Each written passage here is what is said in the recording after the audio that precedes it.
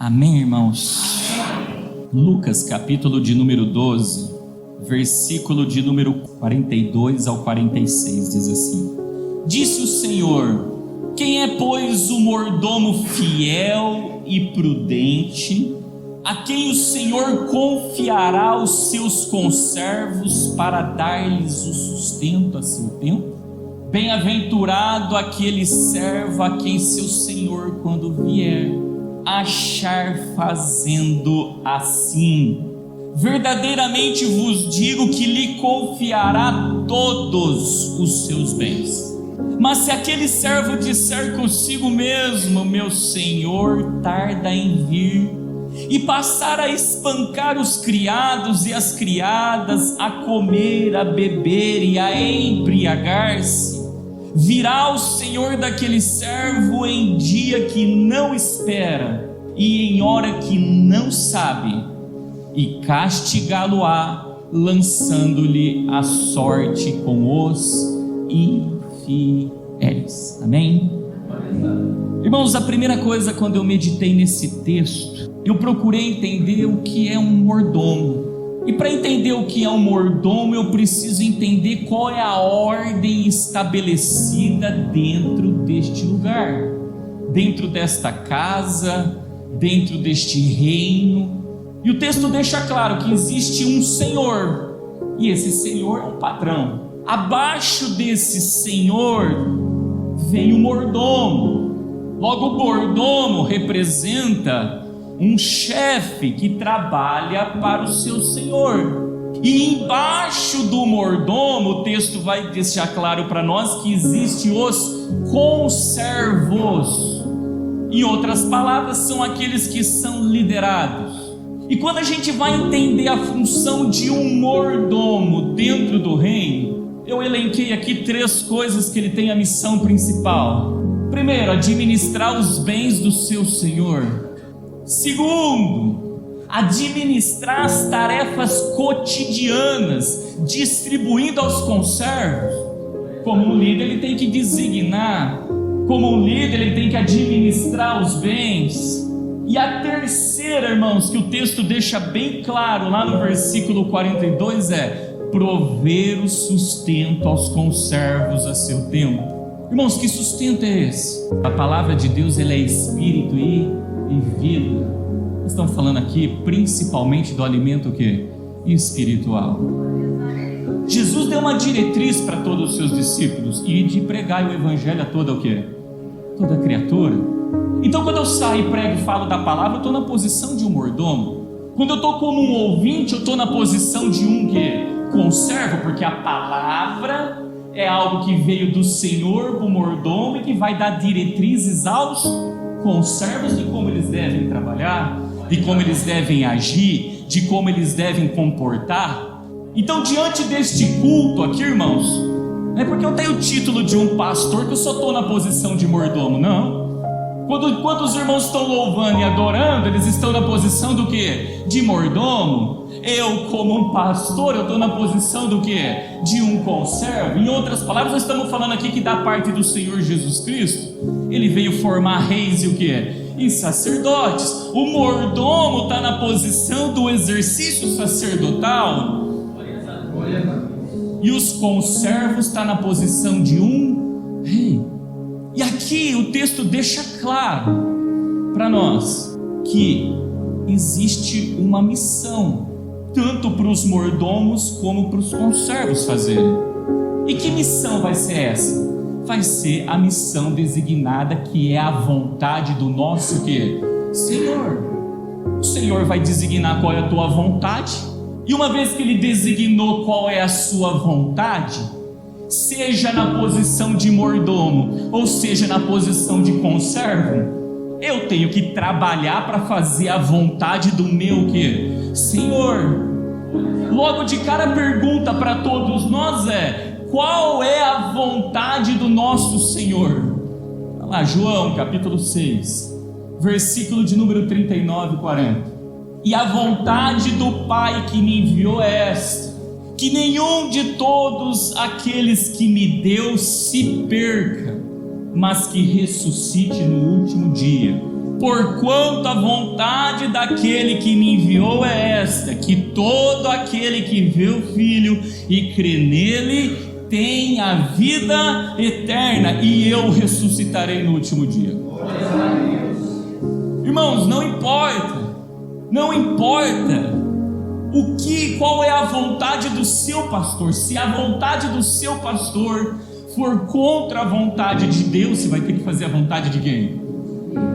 E a vontade de Deus para cada um de nós na posição de mordomo, para cada um de nós na posição de conserva é essa: é ver o Filho e crer nele. É ver o Filho e crer nele. É essa a missão central da igreja. Tem gente que não vem na igreja porque o irmão tal não está lá, porque o pastor tal não está lá. Desculpa, irmãos, que raio de conservo é o de mordomo que é? Eu tenho que vir aqui na igreja para ver o Filho e crer nele. Quem que é o Filho? A Bíblia diz que o Verbo se fez o quê? Carne. O Filho é o quê? É a palavra de Deus. Eu tenho que vir para a igreja para aprender da palavra e crer nela. E o mordomo tem a missão de servir a palavra de Deus. Como? Através da vocação que chamou. Vai cantar? Tem que fazer menção da palavra. Vai evangelizar? Tem que fazer menção da palavra. Não importa o que vai fazer, tudo tem que levar a ver o Filho e crer nele. Mas o texto deixa claro que o mordomo, vendo que o seu senhor tarda, que essa é a sensação que tem, né? Existe uma promessa que Jesus o quê? Voltará. Aí muitos acham que o Senhor tem por tardio. Ele não tem por tardio. Ele vem no tempo certo. E achando que o Senhor tarda, aí esse mordomo começa a sair da posição. Ele começa a ter atitudes que ele não deveria ter. E quais são as atitudes que ele passa a ter que ele não deveria ter? Está escrito lá, irmãos, no versículo de número 45. Olha o que ele fala. A primeira atitude: ele começa a espancar os criados e as criadas. Quem são os criados ou as criadas? São os conservos. Ou seja, na hora que ele está na posição do líder, na hora que ele está na frente para exercer o teu sacerdócio, a forma como ele está conduzindo a obra de Deus, ao invés de edificar, ao invés de lutar contra principados e potestades, ele começa a lutar contra o quê? Contra a carne, contra sangue. Irmãos, espancar é uma ação de quem bate e não se contenta em bater uma vez. Ele bate uma, ele bate duas, ele bate três, ele bate quatro, ele bate cinco, porque ele quer ver morte e o quê? E destruição. E usa de ferramentas que não são ferramentas espirituais. Então o mordomo que é fiel e prudente, irmãos, ele se encaixa nesse texto aqui, ó, Efésios capítulo 6, versículo 11 e 12, diz assim, olha lá: revesti-vos de toda a armadura de Deus, para que possais estar firmes contra as astutas ciladas do diabo. Porque não temos que lutar contra carne e sangue. Quem está espancando está lutando contra a carne e contra sangue, mas sim contra principados, contra as potestades, contra os príncipes das trevas desse século, contra as hostes espirituais das maldades nos lugares celestiais. Um mordomo fiel e prudente, irmãos, ele cinge o lombo com a verdade, ele veste a couraça da justiça, ele calça os pés na preparação do evangelho da paz, ele toma sobretudo o escudo da fé, toma também o capacete da salvação, toma a espada do Espírito, que é a palavra o quê? De Deus. Irmãos, quando ele vai gerenciar, no abrir da boca dele, irmãos, pelo fato dele estar revestido com a armadura de Deus, ele vai combater o bom quê? O bom combate. O que sair dele, a maneira como ele vai conduzir, vai penetrar até a divisão da alma e do espírito, da junta e das medulas. Espancar é só carne. Atingir divisão da alma e do espírito quer dizer, atinge carne também, mas atinge alma e atinge também o que? Espírito. Quando vai nas juntas e nas medulas, quer dizer, junta, irmãos, serve para a gente se locomover. Quando a gente espanca uma pessoa, ela anda? Ela fica largada, ela não anda. As medulas servem para produzir os glóbulos que vêm para proteger o corpo. Quer dizer, essa pessoa começa a ter fé, ela começa a se proteger, ela consegue guerrear contra as astutas ciladas de quem? Do maligno.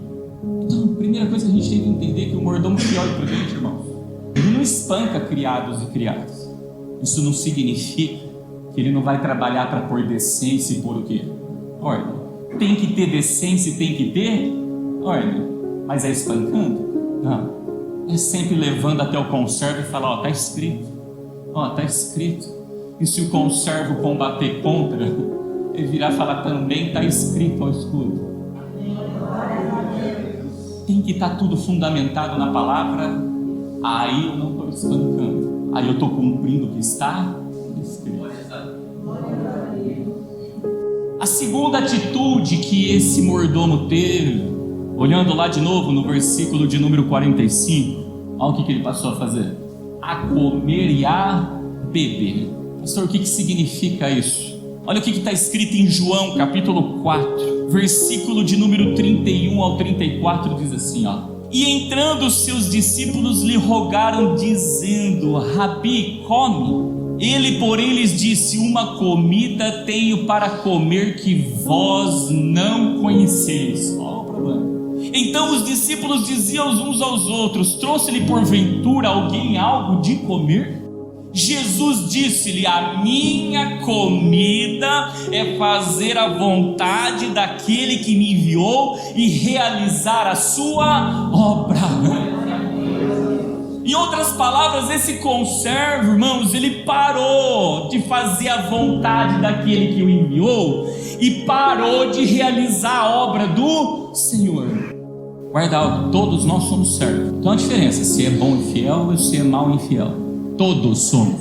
Se eu sou mau e fiel, eu tenho por pai o diabo. Se eu sou bom e fiel, eu tenho por pai Deus. Se a vontade do pai é que todos vejam o filho e creiam nele, qual é o maior lugar que eu devo estar para eu ver o filho e crer nele? Aí eu me ausento das atividades. Aí eu tenho lá no ministério, eu tenho que juntar para orar, eu não oro. Eu tenho culto na igreja, eu não venho. Mordomo e conservo fiel e prudente? Ou está comendo e bebendo? Você quer comer e beber, irmãos? É saciar somente a vontade do seu ventre. Essa comida e bebida, você acha que é essa daqui que nós vamos participar? A verdadeira comida, a verdadeira bebida? Essa é a comida e a bebida que só faz a vontade da carne, mas não faz a vontade do Espírito. Irmãos, existe um pecado na Bíblia que chama-se glutonaria. Todo mundo acha que a glutonaria ela restringe a gente sentar numa mesa e comer lá desenfreadamente. Isso é um pecado? É, irmãos. Comer mais do que o corpo necessita. Isso é suicídio. Mas quando eu faço só a minha vontade, eu alimento só o meu ventre e não faço a vontade de Deus, pronto, eu virei um comilão e um quê? Beberrão, sou um glutônio. A gente tem que entender essas coisas na vida da gente para poder crescer na graça e no quê? Quando ele fala comer e beber, ele está dizendo, estão praticando o pecado da glutonaria, estão fazendo só a vontade do seu ventre. É óbvio, irmãos, que Deus sabe que a gente tem necessidade de comer e tem necessidade do quê? A gente tem. Mas esses homens só comiam e bebiam. Estava fora da justa o quê? Medida. Começaram a se embaraçar com as coisas dessa vida. Depois passou a praticar pecado, porque glutonaria é o quê? É pecado. Irmãos, quando eu sou um comilão e um beberrão, no sentido espiritual, estou fazendo só a vontade minha, mas não estou fazendo a vontade do Pai que me enviou. Eu estou orando a oração do Pai Nosso como apraz a Deus, aonde diz, seja feita a tua vontade assim na terra, como Ele falou, o pão nosso de cada dia nos dai hoje. Mas é um pão na justa medida, pega o que você necessita hoje, amanhã eu provenho mais, amanhã eu provenho mais, depois eu provenho mais, depois eu provenho mais. E só corre atrás do pão nosso de cada dia que dá hoje. Mas se a comida quer fazer a vontade daquele que enviou e realizar a sua obra, a palavra é espírito e vida. Glutonaria, irmãos, é uma obra da carne, não é uma obra do espírito. E se é uma obra da carne, irmãos, nós estamos vinculados lá com o seio da terra, lembra? Porque ainda é carne, não nasceu do Espírito, nasceu da carne, não nasceu do Espírito. Ao invés de estarmos vinculados ao seio de Abraão, o seio de Abraão faz a vontade de quem? Do Pai, realiza a sua obra. Todos nós aqui, irmãos, temos essa responsabilidade, todos, sem exceção. Irmãos, quando eu faço a vontade do meu ventre, porque essa comida e essa bebida era para alimentar o seu ventre, era para saciar a sua vontade, a vontade da sua carne. Não era a fome e a sede de justiça, não era isso que eles tinham. E o reino de Deus não é comida e nem bebida, é justiça, paz e alegria no Espírito. Está dizendo, eles não tinham fome, não tinham sede pelo reino. E aí a gente fica fazendo a vontade do nosso ventre. Você sabe onde a gente cai? Olha o que está escrito em Romanos, capítulo 16, versículo do 17 a 18. E rogo-vos, irmãos, os que promovem dissensões e escândalos contra a doutrina que aprendestes, desviai-vos deles. Porque os tais não servem a nosso Senhor Jesus Cristo, mas a seu o quê? Quando eu fico fazendo a vontade da carne, não faço a vontade do Espírito, pode ter certeza, eu vou ser um contradizente da palavra de Deus, não vou me converter e vou continuar nas más obras, sendo motivo de escândalo para o reino de quem? Tudo porque não sou servo dele, ou seja, eu não sou conservo, não sou nem mordomo, só estou fazendo a minha vontade. O que importa é a minha vontade. Não, irmãos, o que importa é, em primeiro lugar, o reino de Deus é sua. Aí você acha que ele não sabe quais são as nossas vontades? Aí ele vai dizer, as demais eu venho e faço o quê, filho? Acrescento. Aí não, eu inverto a ordem. Irmão, você sabe o que está escrito em Tito, capítulo 1, versículo 9 e 13? Olha lá. Retendo firme a fiel palavra. Olha a comida e a bebida, que é alimento o quê? Espiritual, que é conforme a doutrina. E o que aquele povo lá em Romanos rejeitou? A doutrina, gerando dissensão e escândalo, para que seja poderoso tanto para demoestar com a sã doutrina, como para convencer os contradizentes. A pessoa revestida da armadura de Deus, que não espanca, mas combate o bom que combate. Porque há muitos desordenados, faladores, vãos e enganadores, principalmente os da circuncisão, aos quais convém tapar a boca. Sabe o que está dizendo? Ei, esses mordomos aí, deixa servir não. Porque se ele servir um alimento, o alimento que ele vai servir é um problema. Aí ele diz, homens que transtornam casas inteiras, ensinando que não convém por torpe ganância. Olha a vontade do seu ventre, só pensa em si, é amante de si. Aí ele continua, um deles, seu profeta, disse, os cretenses são mentirosos, bestas ruins, ventres o que, irmãos? Você sabe o que é um ventre preguiçoso? Uma pessoa que é preguiçosa, ela não esforça e não tem bom ânimo. A palavra vem, como a fome dele é da comida e da bebida errada, que é para saciar a vontade da carne, ele não esforça para converter e não tem ânimo para converter. Agora você está vendo o esforço, você está vendo a pessoa naquela batalha lutando, ela fala, veio a comida, a verdadeira bebida, eu dei crédito para a palavra de Deus. Aí ele começa a se esforçar, ele entra na batalha, pode levantar, cair, mas está lá aos pés de Deus. É ventre preguiçoso?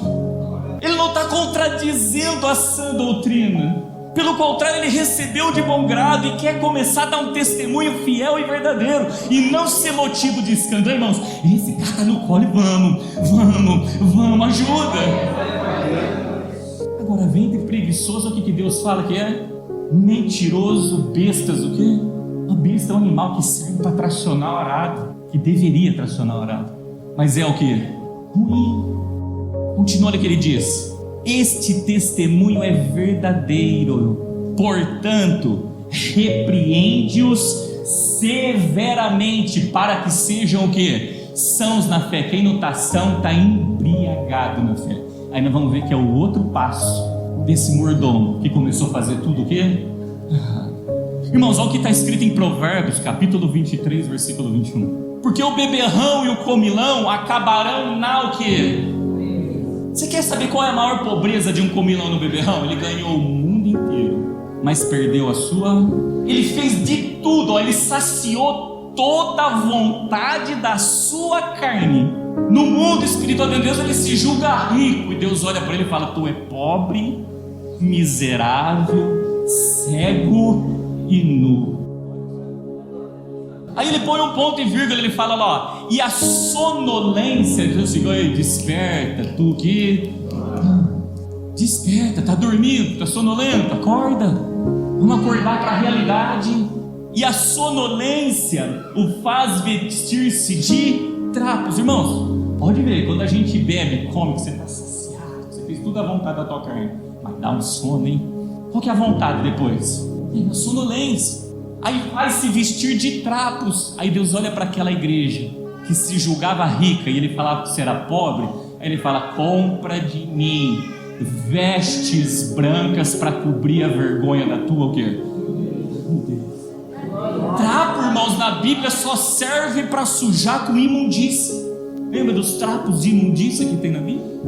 Se veste de trapo, que trapo? Trapo de imundícia. Não, é vestes alvas. Ei, mordomo, ei, nós mordomos. Primeiro, é revestir da armadura. Segundo, e fazer a vontade de quem? A nossa comida, a nossa bebida, e fazer a vontade do Pai, realizar a sua obra. Como tem o ventre preguiçoso, notação, ele está embriagado. Aí voltando lá no texto que a gente estava meditando, lá em Lucas capítulo 12, versículo 45. Qual que é a terceira ação? Olha aqui, que notação está o quê? Embriagar. É um abismo puxando outro. E quem está embriagado, olha o que diz Efésios capítulo 5, versículo de número 17 ao 21. Por isso não sejais insensatos, mas entendei qual seja a vontade do Senhor. Mordomo e conservo trabalha para fazer a vontade de quem?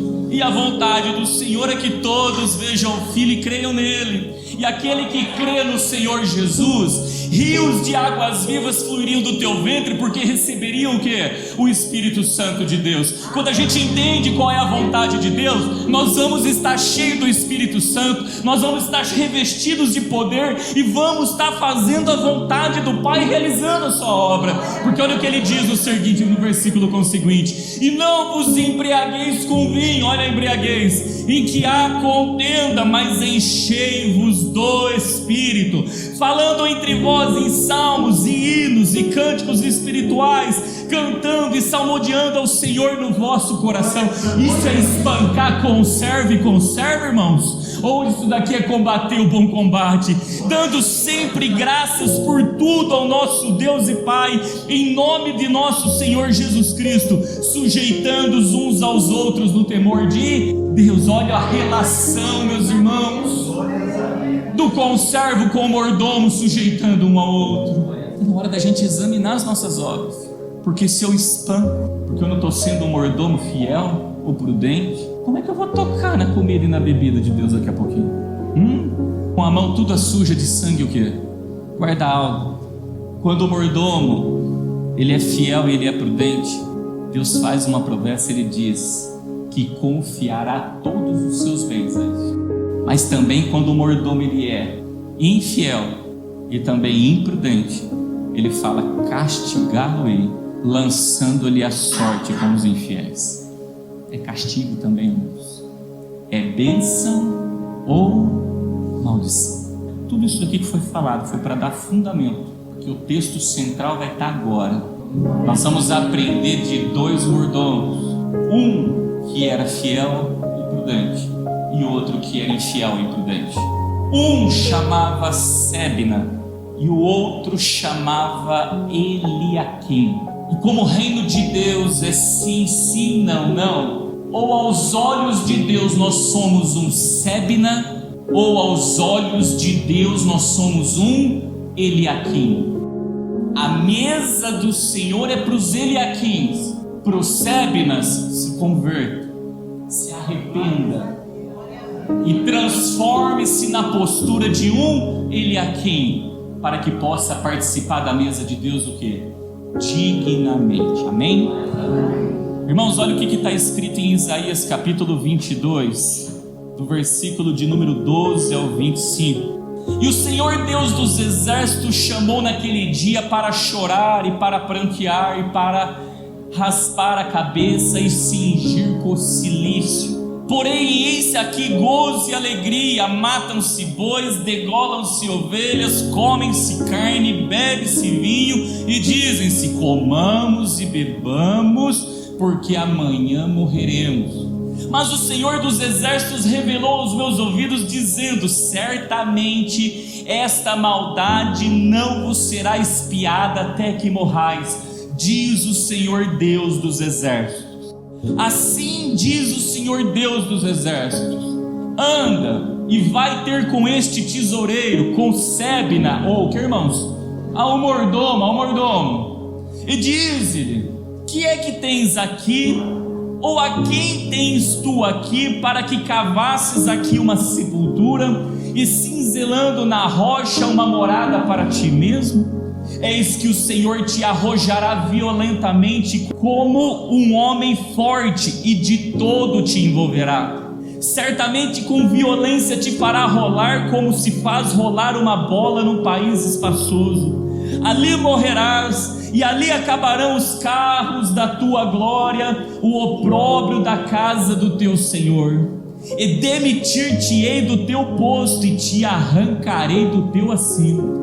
E será naquele dia que chamarei o meu servo Eliaquim, filho de Ilquias, e vesti-lo-ei da tua túnica, e cingi-lo-ei com teu cinto, e entregarei nas suas mãos o teu domínio, e será como pai para os moradores de Jerusalém e para a casa de Judá. E porei a chave da casa de Davi sobre os seus ombros, e abrirá e ninguém fechará, e fechará e ninguém abrirá. E fixá-lo-ei como um prego num lugar firme, e serei um trono de honra para a casa do seu pai. E nele pendurarão toda a honra da casa do seu pai, a prole, os descendentes, como também todos os vasos menores, desde as taças até os frascos. Naquele dia, diz o Senhor dos exércitos, o prego fixado em lugar firme será tirado, e será cortado, e cairá, e a carga que nele estava se desprenderá, porque o Senhor o disse. Irmãos, olha como que começa o versículo do 12 ao 14. O 12, ele diz assim, ó: e o Senhor dos exércitos chamou naquele dia para um propósito. Guarda alto. Há um tempo determinado para cumprir todo o propósito debaixo do céu.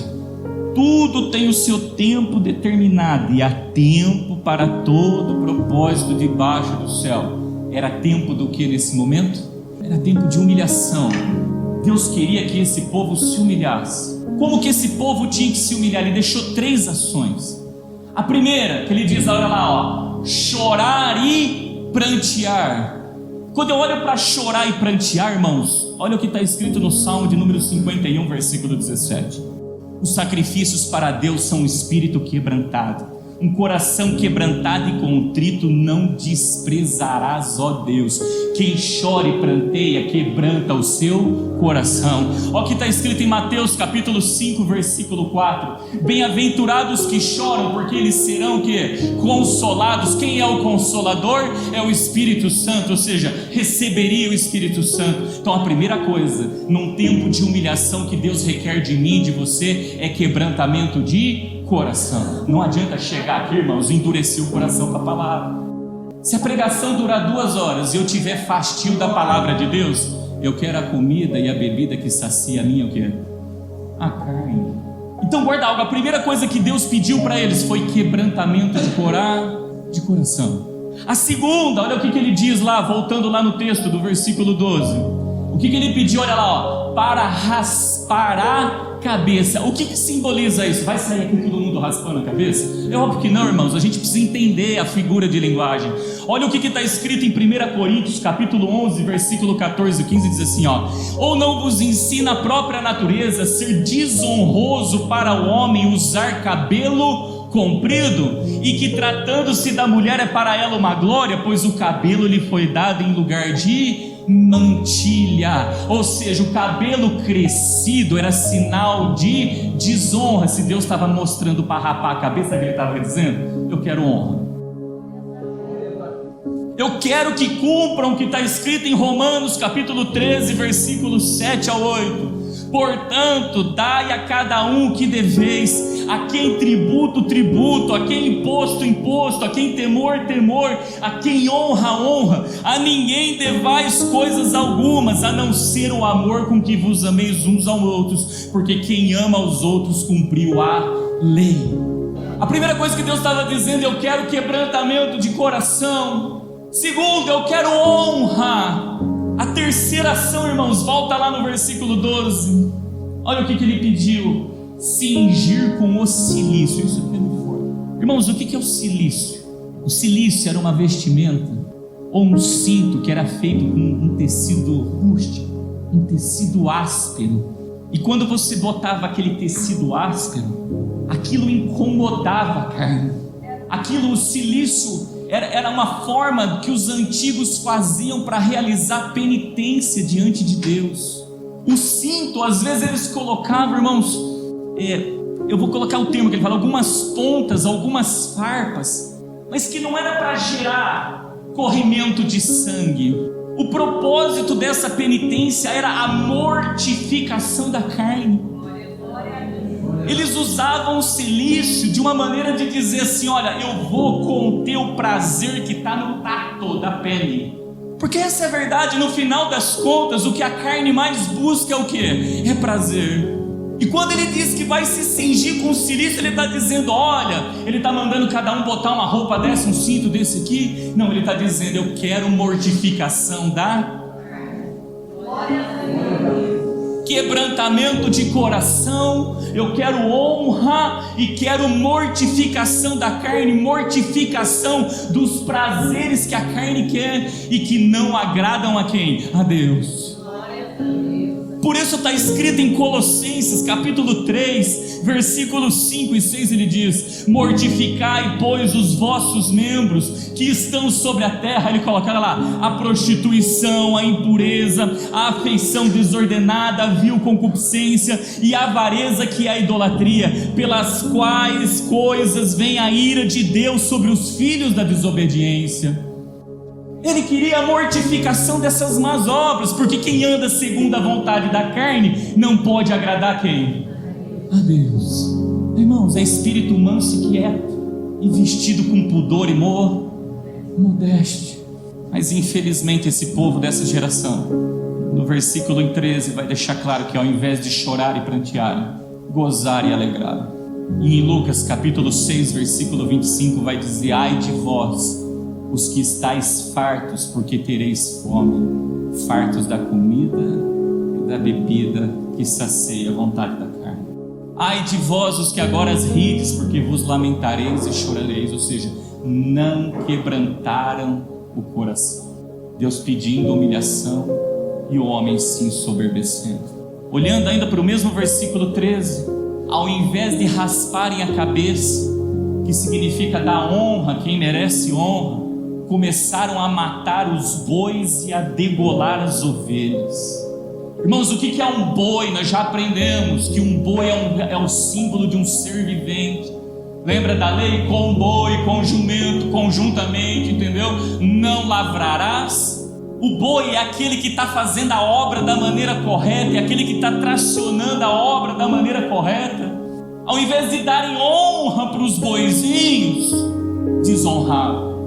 Irmãos, quem que são as ovelhas? As ovelhas são aquelas que ouvem a voz do pastor e seguem, e não andam segundo a voz de estranhos. Ao invés de darem honra para as ovelhas, degolavam. Quando eu olho para esses dois verbos, matar e degolar, você sabe o que eu vejo isso aqui? Isso aqui é um matadouro.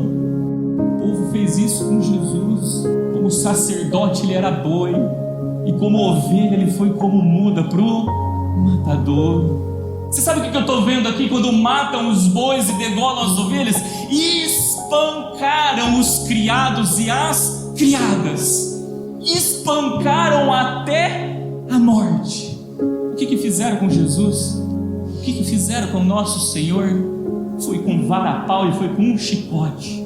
A terceira ação, olhando lá para o versículo de número 3, ao invés de cingirem-se com cilício, olha lá, comiam a carne e bebiam o vinho. Ou seja, ao invés de mortificar a obra da carne para não fazer a vontade do teu ventre, olha a comida e a bebida do mordomo infiel e imprudente. Começar a saciar a vontade da sua carne, se comportar como glutônicos. E se estavam bebendo vinho, irmãos, estavam se embriagando de vinho, não estavam cheios do Espírito Santo. Observa que a revelação de Cristo no Novo Testamento está fazendo menção desse texto. Tudo porque eles tinham um propósito no coração, que ao invés de quebrar esse propósito, eles tinham eu vou chamar esse provérbio, irmãos, porque olha o que diz lá no versículo 3, o provérbio era esse: comamos e bebamos, porque amanhã o quê? Morreremos. Irmão, quando olha para essa palavra, porque amanhã morreremos, é alguém que está preocupado com a vida eterna? São pessoas que não estão preocupados com a conservação da alma, estão preocupados apenas em satisfazer os anseios, as vontades da sua carne, apenas as vontades da vida que é secular. Estão preocupados apenas com o seu bem-estar, preocupados somente com o seu bem-estar. Essa comida e essa bebida que eles estavam comendo era a comida e a bebida que Jesus falou de fazer a vontade do Pai e a sua obra. Quando eu olho para esses daqui, esses são os que promovem dissensões e escândalo contra a doutrina que aprendem. Mas para esse Deus deixou uma sentença, e que essa sentença se afaste de nós, no nome do nosso Senhor Jesus Cristo. Porque olha o que está escrito lá no versículo 14: certamente esta maldade não vos será espiada até que morrais. Sabe o que ele está dizendo? Vão morrer no seu pecado. Então a gente tem que olhar para as nossas obras e começar o quê? A existir uma conversão, se porventura a gente tem comunhão, sociedade, se a gente tem parte, se a gente tem consenso, se a gente tem concórdia com algo de tudo isso daqui que não agrada a Deus. A esses irmãos que não se arrependem de tais mais obras, o que lhes restará será o pisar do lagar de Deus, e Deus fazer deles escabelo dos seus pés. É o lagar da ira de Deus, e Ele fazer deles escabelo dos seus pés. Aí o texto daqui para frente, irmãos, ele vai começar a tratar do caráter de duas pessoas. Aí ele vai entrar no detalhe de quem é o mordomo fiel e prudente e quem é o mordomo infiel e imprudente. E o primeiro que ele começa tratando é o caráter de Sébina, que é o mordomo que é infiel e imprudente. E olha o que ele começa então, olha lá, vamos lá para o versículo de número 15. Ele diz: assim diz o Senhor dos Exércitos, anda e vai ter com este tesoureiro, com Sébina o mordomo, e diz-lhe, olha a função de cuidar dos negócios de Deus, eu não vou chamar de negócio, a função de cuidar dos bens do Senhor, estava numa posição como essa. Aí o profeta foi, olha o que ele diz no versículo de número 6, a primeira parte, olha lá: que é que tens aqui? Ou a quem tem tus aqui? Essa é a primeira pergunta que Deus está indagando. Tem alguma coisa nessa terra, Sébina, que é seu? Tem alguma coisa, seja homem ou seja coisas nessa terra que tem aqui? Alguma coisa aqui é sua, Deus? É sua, Sébina? Irmãos, olha o que está escrito em 1 Coríntios capítulo 10, versículo 26. Porque a terra é do Senhor e toda a plenitude. Salmos de número 24, versículo 1, olha o que diz lá: do Senhor é a terra e a sua plenitude, o mundo e aqueles que nele habitam. Irmãos, não é vão que Jó, quando ele perdeu tudo, ele declarou, não foi Deus me deu, foi Deus o deu, Deus o deu. Ou seja, ei Sébina, você está nessa posição, mas tudo que está aí é meu, tá? Porque quando o homem acha que alguma coisa é dele, não é do Senhor dele, ele vai querer fazer a vontade dele e não vai querer fazer a vontade do seu quê? Do seu Senhor. Tudo aqui, irmãos, tudo aqui é do Senhor. O que entrou aqui é do Senhor, é do Senhor, é tudo do Senhor. Eu não posso vir aqui e fazer a minha vontade. Tudo que a gente vai usar dentro da casa de Deus, nós vamos fazer lá fora, tem que ser em conformidade com a vontade do Senhor. Quem tem o caráter de cérebro, ele acha que ele é dono de alguma coisa. Eu digo uma coisa sem medo de errar, eu só tenho uma coisa que eu digo que é meu e seu, a nossa alma, que um dia nós vamos ter que escolher para quem a gente vai dar. Para quem serás? Ou seja, até o dia dela está contado, vai ter dono também. Depois disso a gente não tem mais nada. A gente vê isso em atitudes simples. Morri hoje, o que eu levo para o caixão? Você leva filho? Você leva a igreja? Você leva os irmãos? Você leva os teus bens? Você leva os teus recursos? Então, o que a gente tem? Quem vive uma vida não pensando na vida eterna, irmãos, ele acha que aquela vida é dele. Não é, a vida não é nossa, não. A vida ele pagou o preço, é dele. E eu tenho que viver segundo a vontade, porque um dia ele vai cobrar, porque por ele, para ele, porque dele, por ele e para ele são todas as coisas. Você acha que Sebna tinha essa visão? É como um abismo puxa o outro, irmãos. Essa não era a única obra. Voltando lá no versículo de número 16, aí ele vira e fala lá, põe uma vírgula, para que cavasses aqui uma, o que, irmãos? Sepultura. Oh, irmãos, presta atenção, Jesus veio trazer vida, e vida o que?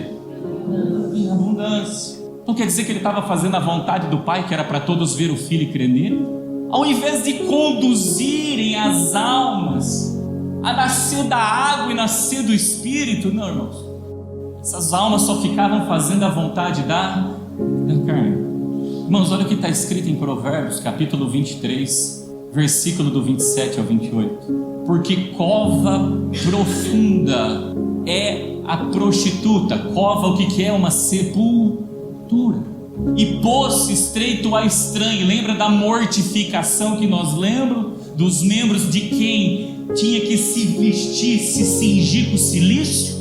Se cova profunda era prostituta, ele estava se prostituindo, seja na carne, seja no espírito. Aí ele fala, pois ela como um salteador.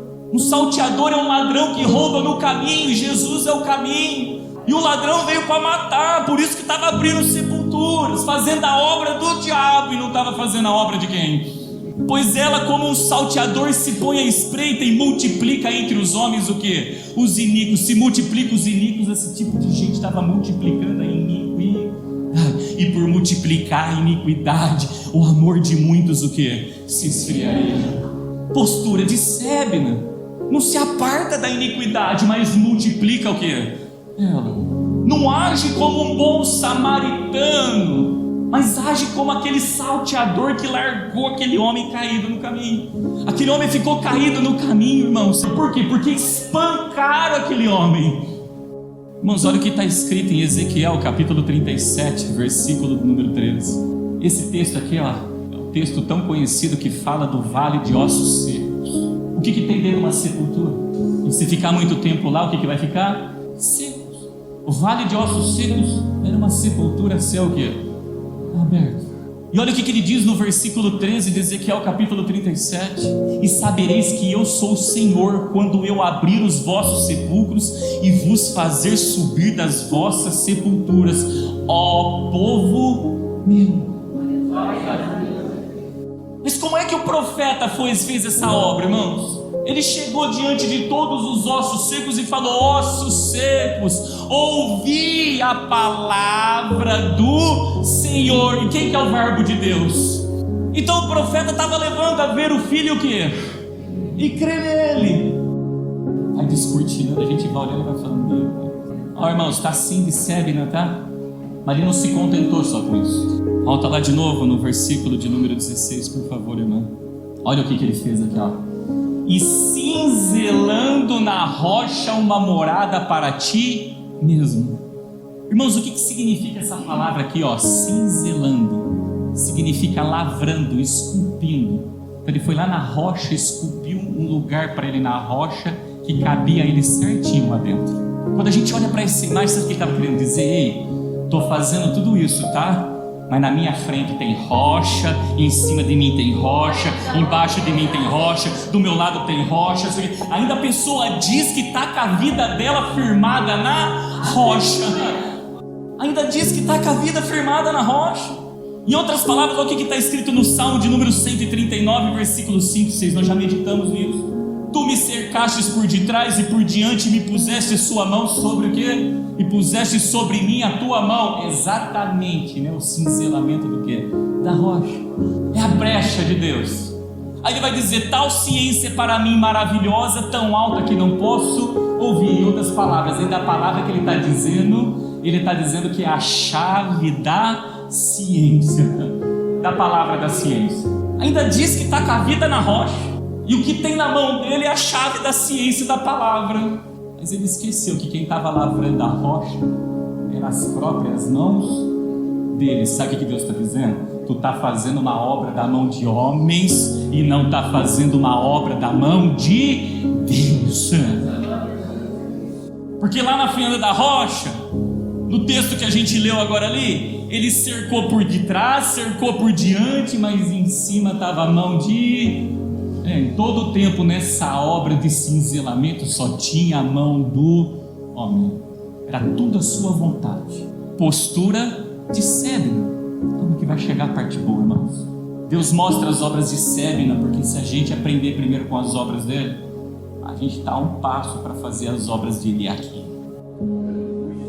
Ao Sébina, sabe qual é a sentença de Deus? Deus vomitará, é lançar fortemente para fora. Ou seja, não está lá dentro da rocha. Ele não está dizendo que ele está habitando dentro da rocha. Num cinzelamento que ele fez, ele arrancar esse de lá de dentro. Isso é a mesma coisa dele vomitar de dentro dele. A esses Deus cortará com o seu machado lá na raiz. Ele vai lançar fora, irmãos, como ele lançou o diabo do teu reino.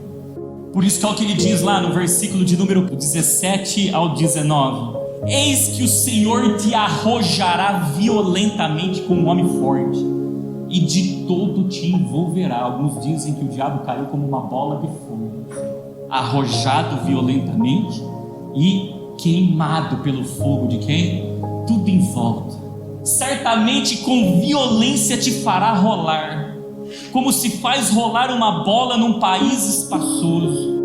Ali morrerás, e ali acabarão os carros da tua glória, ó opróbrio da casa do teu Senhor. Irmãos, todo Sébina é uma vergonha para a casa de Deus. Você sabe o que ele diz quando ele diz assim, ó, ali acabarão os carros da tua glória? Você sabe de quem que eu lembrei aqui? De Faraó. Levantou perseguição, Deus preparou um caminho no meio do mar e fez as águas submergirem todos, e fez o povo de Deus cantar para a glória do teu. Então esse é o caráter de Sébina. Se tem alguma coisa dessa natureza em nós, irmãos, você sabe o que a gente tem que fazer? Quebrantar o coração, dar honra a quem merece honra e mortificar as obras da gente. Aí quem se humilha debaixo das mãos do Senhor a seu tempo, ele faz o quê? Ele exalta. O versículo 19, outra coisa que ele falou para falar com ele: e demitir-te-ei do teu posto e te arrancarei do teu assento. Quando eu olho para demitir, você sabe o que eu entendo? É um trabalhador que era digno do teu salário. Ele está dizendo: do céu não vai receber salário, porque o salário do pecado é a morte, mas o de Deus é o dom gratuito, que é a vida e o trono que tinha reservado, porque Jesus é o que vencer, sentará comigo no meu trono, sentará comigo junto com meu Pai no meu trono. Mas vem agora o versículo de número 20 ao 25 agora fala assim, e será naquele dia que chamarei a meu servo Eliaquim, filho de Ilquias. Irmãos, a primeira coisa quando eu olho para isso aqui, de novo, ninguém é insubstituível. Sébina vive como se nunca fosse ser demitido. Sébina vive como se nunca fosse perder o teu trono. Sébina vive uma vida toda errada e acha que nunca vai acontecer nada com ele. De repente Deus faz tudo isso, levanta outro para o seu lugar. Quando eu olho aqui, eu lembro de Esther e de Vasti. Vasti teve conduta de Sebna. Chegou uma hora que o trono dela foi arrancado e passado para outro. Irmãos, quando a gente perde o trono, só senta no trono quem tem coroa na cabeça. A Bíblia fala: guarda o que tens para que ninguém tome a tua coroa. Sebna perde a sua coroa, é um mordomo que perdeu a sua. Mas ele vai levantar alguém, Eliaquim, que é filho de quem? De Ilquias. E olha que tremendo, quando a gente vai estudar o significado do nome Ilquias, irmãos, você sabe o que significa? O Senhor é a minha porção. É como se Deus chegasse e falasse: ei, Eliaquim, o que é que tu tens? Igual fez para Sebna. Lembra das perguntas? O que é que tens aqui? Ou a quem tu tens aí? Ou a quem tens tu aqui? Você sabe o que ele responderia? Senhor, a minha porção é o Senhor. Em outras palavras, se a minha porção é o Senhor, a minha comida, a minha bebida, é fazer a vontade daquele que me enviou e realizar a sua obra, meus irmãos. Aí ele vai lá no versículo 21: e vesti-lo-ei da tua túnica, e cingi-lo-ei com o teu cinto. Você sabe o que é isso daí? Cilício. Túnica é a vestimenta, e o cinto também, que vem para mortificar as obras do quê? Continuando lá no texto: e entregarei nas suas mãos o teu domínio, e será como pai para os moradores de Jerusalém e para a casa de Judá. Irmãos, qual é a missão de um pai principal? É educar o teu filho no caminho que tem que ir. Será um pai na fé, será um homem que terá autoridade para poder conduzir, irmãos, aqueles que são da casa de Jerusalém, da casa de Judá, até o reino dos céus. Quando eu olho para domínio, eu lembro de um fruto do Espírito que chama domínio. Além de ter domínio próprio, ainda vai ter domínio. Por que domínio próprio? Porque se cingiu com o cilício, mortificou as obras da carne. E domínio como um pai para aqueles que estão dentro e fora da igreja, mas que pertencem a Jerusalém e a Judá. Glória a Deus. Versículo 22: e porei a chave da casa de Davi sobre o seu ombro. Irmão, sabe que foi uma pergunta que eu fiz quando eu meditei nessa parte aqui? Foi: mas por que a chave da casa de Davi estava onde? No ombro. Ele não podia ter posto no bolso. É no ombro. No ombro. Aí Deus nos deu, porque minha esposa meditou junto comigo, 2 versículos para explicar isso. Na verdade, 3 condições, onde 2 está em versículo e 1 vocês vão entender. Olha o que está escrito em Lucas capítulo 15, versículo número 5 e 6. Uma chave serve para abrir o que, irmãos? Uma porta, não é? Vamos lá. Olha o que ele fala: e achando-a, quem que é essa daqui? A ovelha. Põe sobre aonde, irmãos? Os seus ombros gostoso. E chegando a casa, quer dizer, agora a chave já está na mão de quem? Da ovelha, para ela passar a habitar dentro da onde? Da casa. Convoca os amigos e vizinhos dizendo: alegrai-vos comigo, porque já achei a minha ovelha perdida. No ombro, para que a ovelha que não tem casa possa ter o quê? Casa. Quer saber por que está no ombro também? Olha o que está escrito em Isaías capítulo de número 9, versículo de número 6. Porque um menino nos nasceu, um filho nos deu, e o principado está sobre o que, irmãos? Os seus ombros, e se chamará o seu nome: maravilhoso, conselheiro, Deus forte, Pai da eternidade, príncipe da paz. Isso daqui é para a gente olhar e lembrar do nosso Senhor, o que?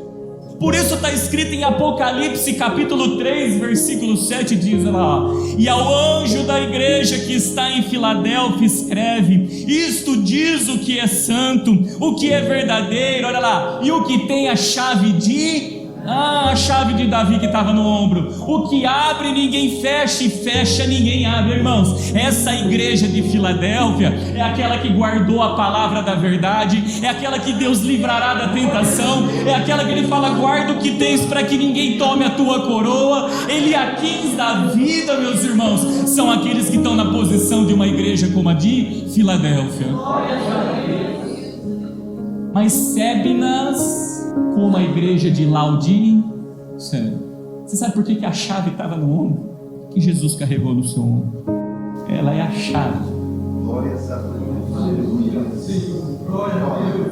Deus. Ela é a chave da casa de Davi.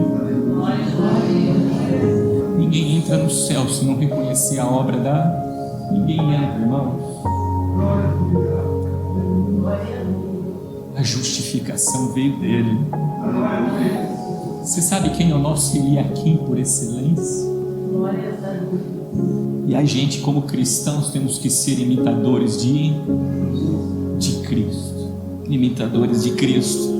Lá no versículo 22 ele continuava lá, dizendo: está sob o seu ombro, e abrirá e ninguém fechará, e fechará e ninguém.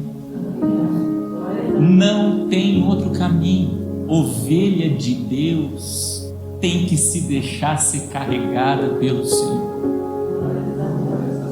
Só que quando eu olho a chave nos ombros e lembro da cruz, a ovelha está onde, irmãos? No ombro. E o que tem na ombro, irmãos? A cruz. Então, cada um tem uma cruz para carregar. Todos os Eliaquins têm que negar a si mesmo, tomar a sua cruz e seguir, se quiser que a chave de Davi está sobre os seus. Lembra daquela visão que aquela mulher teve, que ela foi arrebatada até os céus, e Deus vem e bota a mão aonde nela? No ombro, e fala: não temas, filha, porque o que você vê é da minha. Por que Deus botou a mão no ombro? Porque ele estava dizendo: estou pondo nos seus ombros a chave da ciência da palavra da ciência. Versículo 23. Olha o que tem a chave que está no ombro, e a chave representa o que, irmãos? A cruz. Aí ele fala assim, ó: e fixá-lo-ei como um prego no lugar firme, e será um trono de honra para a casa de seu. Irmão, que lugar firme é esse que Jesus foi fixado com prego? Na cruz. E o que isso se tornou dentro da casa do Pai? Um trono de honra. Pelo amor de Deus, irmãos, foi a obra que ele realizou na cruz do Calvário, irmãos, que fez ele assentar à destra do Pai. Quando ele declarou lá na cruz: está o que? Consumado. Essa obra foi um trono de honra. E todos nós aqui, quando a gente olha e reconhece a obra na cruz, nós estamos colocando Jesus no teu trono do quê? De honra, irmãos. Olha o dar honra a quem merece honra. Olha o cortar, o rapar a cabeça. Olha o que está escrito em Eclesiastes, capítulo de número 12, versículo de número 11. As palavras dos sábios, de quem, irmãos? Dos sábios, são como aguilhões e como pregos bem fixados pelos mestres das assembleias, que nos foram dadas pelo único pastor. Isso aqui que é um aguilhão? Um aguilhão é uma vara, ponte aguda na ponta. Em outras palavras, se assemelha com uma lança. Olha para a cruz do Calvário. Traspassaram ele com uma lança, com um aguilhão. E quando caiu água e caiu sangue, irmãos, o testemunho era fiel e o que? Verdadeiro. Declararam, ó, esse testemunho é fiel e verdadeiro. E olha os pregos apregados. A palavra dos sábios vai fazer a gente olhar para a cruz, para o testemunho de Cristo, para o autor e consumador da nossa fé, meus amados, e estabelecer para ele um trono de honra. Assim, todos nós, como cristãos que são pequenos Cristo, tem que dar um testemunho fiel e verdadeiro. Isso é o aguilhão. E tem que negar a si mesmo, tomar a tua cruz e seguir, mortificando as obras do quê? Pastor, mas é difícil sim, irmãos. Mas como tudo tem um tempo determinado, chega o tempo que vai ser destituída essa cruz de nós. Versículo de número 24, olha lá. E nele pendurarão toda a honra da casa de seu pai. Quer comais, quer bebais, quer façais qualquer outra coisa, faça tudo para a glória de Deus. Mas quer o que, irmãos? Comais, quer bebais. Aqueles mordomos que estavam comendo e bebendo era para a glória de Deus? Nele quem? No nosso Senhor Jesus Cristo. E se eu sou o imitador de Cristo, pode me honrar, irmãos, mas jamais dá glória para quem? Para o homem.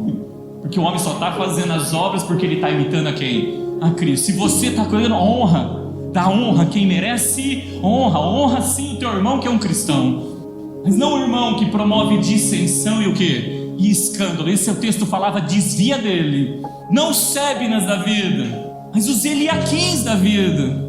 Nele pendurarão toda a honra da casa do seu pai. A prole quer dizer os filhos. Quem que são os filhos? São aqueles que são guiados pelo Espírito Santo. Todo aquele que é guiado pelo Espírito Santo de Deus, ele é filho de quem? De Deus. Mas quem anda segundo a vontade da carne? Quem que é comilão e bebarrão? Está sendo guiado pelo Espírito de Deus? Você sabe quando esses vão dar honra a Jesus? Só no grande e terrível dia do Senhor, porque naquele dia todo joelho se dobrará, toda língua terá de confessar que Jesus Cristo é Senhor. Aí ele fala, a prole, quer dizer os filhos, e os descendentes, ou seja, são os filhos dos filhos, os filhos dos filhos, os filhos dos outros filhos, e assim o que? Por diante. Ou seja, sabe o que ele está dizendo aqui?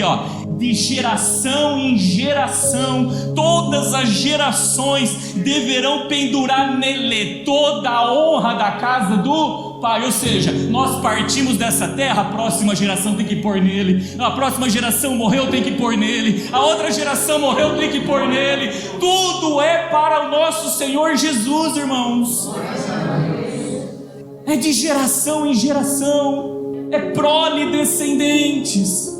Por isso a gente tem que educar os nossos filhos de tal forma que tem que pôr nele toda a honra da casa do seu.